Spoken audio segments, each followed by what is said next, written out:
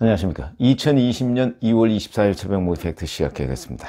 문재인 대통령이 코로나19 사태와 관련해서 국가 위기 경보 단계를 경계에서 심각으로 어저께 상향 조정했습니다. 사실은 의료계, 특히 대한의사협회 등에서 이것을 심각 단계로 올려야 한다는 주장은 한 일주일 전 정도부터 있었습니다. 그거를 무시하다가 급기야는 주말 동안에만 200여 명의 확진 환자가 600명이 넘어서는 그런 결과를 초래했습니다. 물론 여러 가지 이유가 있습니다만은, 그리고 꼭 위기 경보 단계를 심각으로 올리지 않아서 이런 사태가 벌어졌느냐 그런 건 아니지만 대처하는 자세의 문제가 있다. 그 다음에 왜 전문가들이 그렇게 얘기했을 때 그걸 듣지 않더니 결국 당하고 나서야 그때서야 그걸 인정하고 단계를 올리느냐, 이런 지적을 받지 않을 수가 없다는 것이죠. 그래서 제가 지금 말씀드리는 것은 바로 문재인 정부가 계승했다는 노무현 정부 때의 어떤 정신, 정책 정신, 이런 걸 과연 제대로 계승하고 있는가, 다른 점 몇 가지만 말씀을 드리겠습니다. 자, 첫 번째, 우선 노무현 대통령은 야당이 좀 잘못했다. 왜냐면 정권을 담당하고 있는 입장에서는 야당이 사사건건 발목을 잡는다 이런 얘기를 계속 하고 그런 판단을 할 가능성이 높습니다.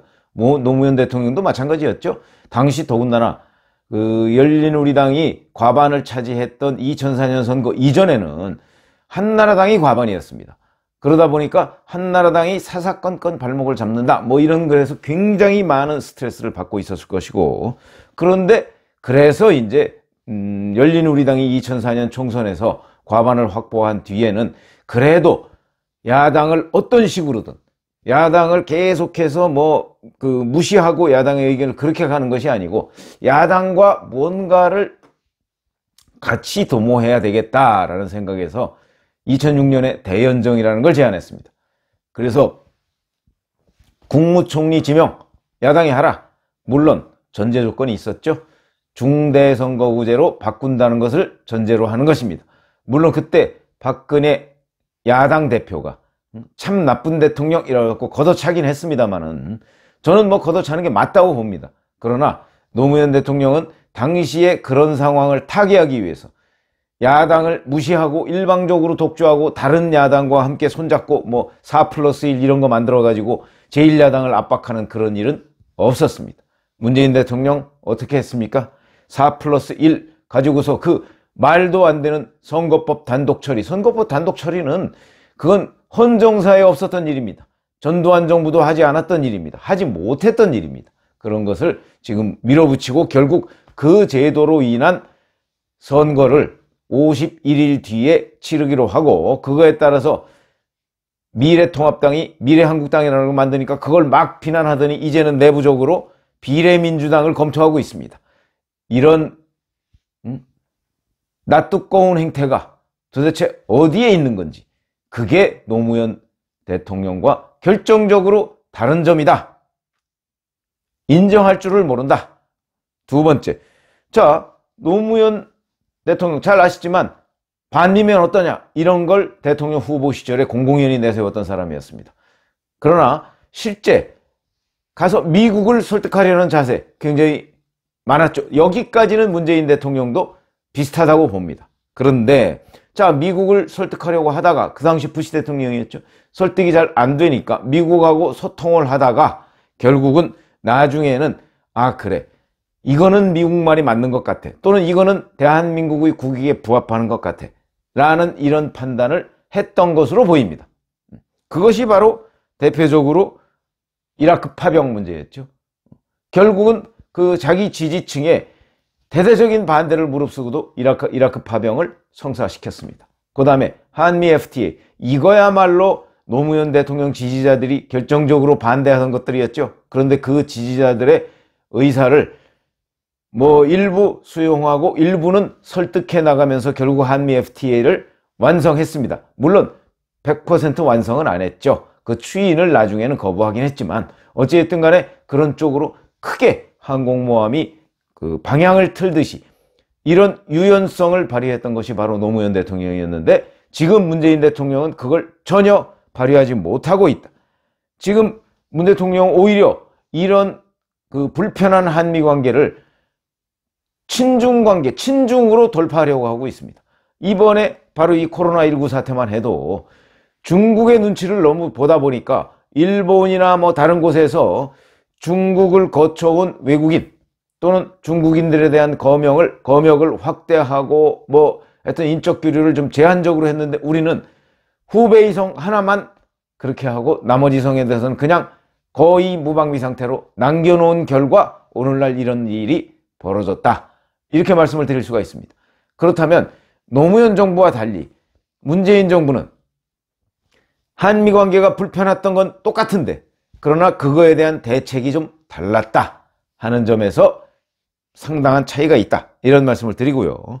제가 지금 말씀드리려고 하는 것은 지금 이 코로나19 사태와 관련해서 사실 코로나19 사태 아까 잠깐 말씀드렸지만 한 일주일 전부터 대한의사협회 등 의료진 전문가들이 이 중국으로부터 넘어오는 이 코로나19 가능성이 있는 확진 가능성이 있는 중국인들에 대한 통제를 강화해야 된다. 그래서 뭐 극단적인 주장은 중국인을 완벽하게 차단해야 된다. 인적 교류를 이런 주장을 했습니다. 물론 그렇게까지 완벽하게 차단을 하진 못할지라도 후베이 성 근처에 뭐 저장성이든 뭐 일부 그런 성들 사람은 좀 검역을 더 철저히 하든가 단순히 그냥 질문지 정도 돌리는 것이 아니고 아니면은 전면적인 입국 금지를 했어야 되는 것 아니냐. 이런 얘기가 지금 나오고 있는 것인데 뒤늦게 지금 심각 단계로 올렸습니다. 심각 단계로 올린 것도 이미 다 놓친 실기한 것이다. 이런 지적을 피할 수가 없는 것인데 이런 점에서 제가 생각나는 것 중에 하나가 바로 조경태 의원, 지금은 미래통합당에 있습니다만은 원래 새정치민주연합에 있었죠. 조경태 의원이 사실은 그 노무현 대통령 한때 1996년 이 시점부터 노무현 대통령과 정치적 노선을 같이 했습니다. 그래갖고 2001년에 노무현 대통령 특보도 하고 대통령이 되기 전이죠. 그래서 굉장히 노무현 대통령의 측근으로 많이 알려져 있는 사람인데 아마 기억나실 겁니다. 죽어봐야 저승맛을 알겠는가 이런 얘기를 조경태 의원이 여러 번 했는데 조경태 의원이 어느 그 언론과 인터뷰에서 보니까 그게 내 말이 아니다 이렇게 얘기했더군요. 이 말을 가장 자주 쓰는 사람은 노무현 대통령이다. 그래서 노무현 대통령이 그 말을 인용했을 뿐이다. 근데 지금 찾아보니까 2015년 10월 30일 그러니까 12.6 보궐선거에서 새정치민주연합이 참패했습니다. 그때 대표는 문재인 대표였죠. 그때 문재인 대표한테 10월 29일이군요. 29일 재보궐선거 결과에 책임을 지고 사퇴하라. 그러면서 자 이번 재보궐선거에서 새정치연합이 인천 서구하고 전남 한평 두 곳에서 승리했을 뿐 나머지 22곳에서 새누리당과 무소속 후보에게 밀려서 전멸했다.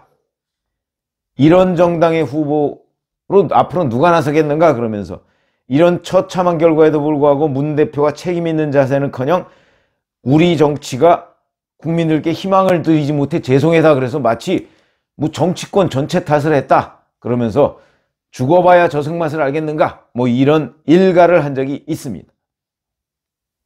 이게 노무현 대통령이 즐겨 쓰던 말이고요. 제가 또 기억나는 것 중에 하나는 노무현 대통령이 역발상 얘기를 많이 합니다. 역발상, 발상을 좀 거꾸로 해보라. 이게 역지사지 이런 거하고도 비슷한 얘기인데 발상을 거꾸로 하면 해법이 보인다. 이런 말을 노무현 대통령이 했던 것인데 그 정신을 바로 문재인 대통령은 전혀 계승하고 있지 못하다. 지금 제1야당의 입장 같은 걸 생각한다면 선거법 강행 처리 같은 건 있을 수가 없습니다. 근데 그런 일을 지금 해놓고 그거에 따라서 사실 그 바뀐 룰에 따라서 미래통합당이 자구책을 마련하고 있는데 그게 바로 저는 미래한국당이라고 봅니다. 근데 그거에 대해서 온갖 비난을 퍼붓고 있더니 지금 와서는 이제 슬그머니 뒤로는 비례민주당 검토를 하고 있습니다.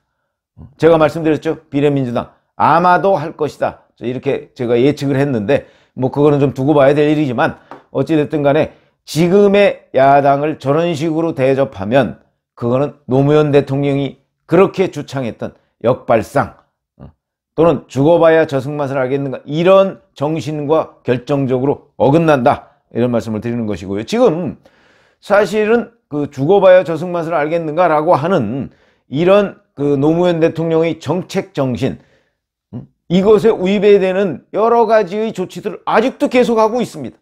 아직도 죽어보지 못한 탓인가 하는 생각을 하게 됩니다. 그 대표적인 것이 바로 소득주도 성장입니다. 소득주도 성장 2017년 5월에 문재인 대통령 취임한 이후에 지금까지 사실은 계속해서 뭐 잠깐 반짝한 적은 있지만 제대로 효과를 발휘한 적이 없는데 아직도 계속해서 우기고 있습니다.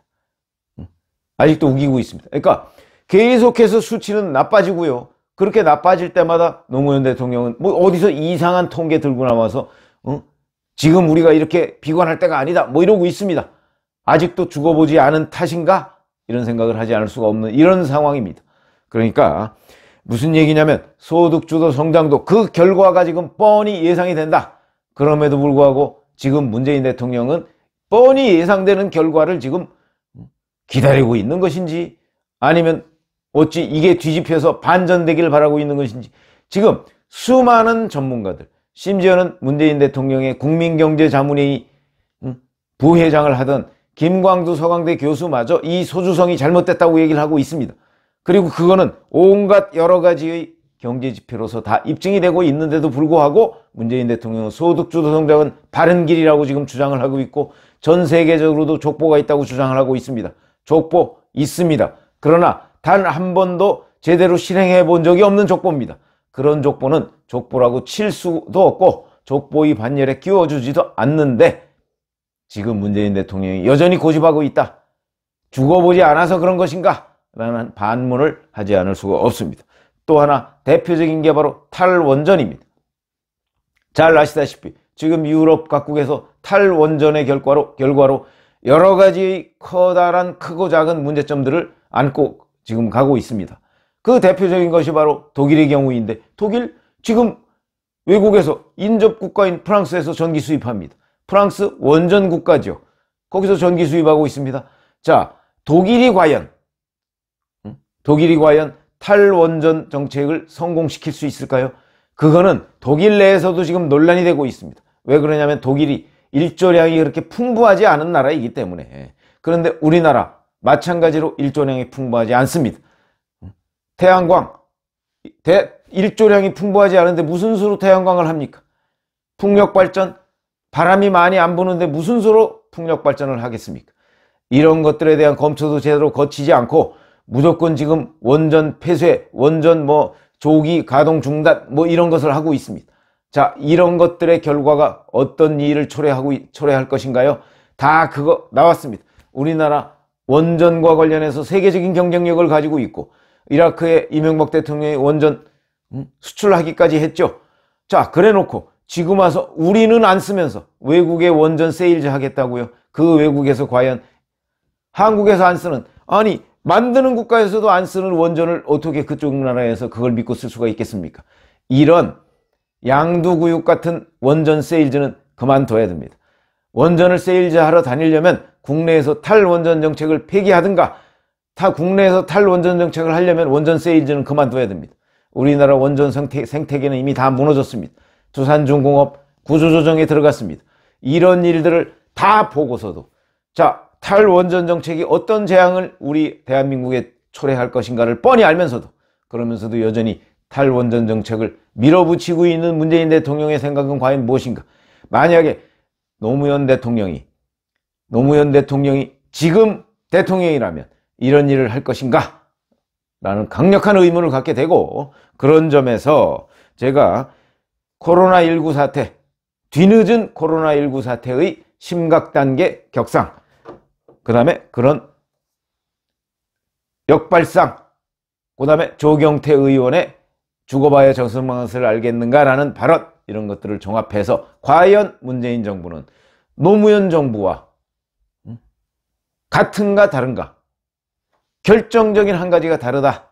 노무현 대통령의 정치력, 역발상, 그 다음에 본인의 학습 능력, 이런 것들이 다르다. 이런 말씀을 드리겠습니다. 감사합니다.